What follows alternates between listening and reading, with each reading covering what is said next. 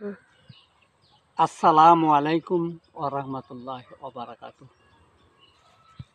নারীরাই হলো মা, বোন, কন্যা, স্ত্রী।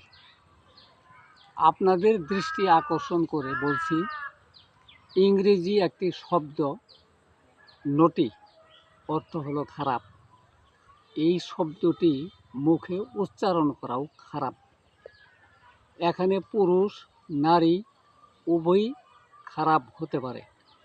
তো পুরুষ খারাপ হলে এই শব্দটি উচ্চারণ করে বলে না, নারী খারাপ হলে এই শব্দটি ব্যবহার করে।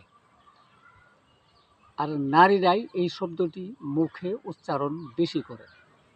এই শব্দটি যেন খুব আদরের শব্দ, তাই ভাবি ননদকে, ননদ ভাবিকে, বড় বোন ছোট বোনকে, ছোট বোন বড় বোনকে, এমনকি মা মেয়েকে পর্যন্ত এই শব্দে ডাকে।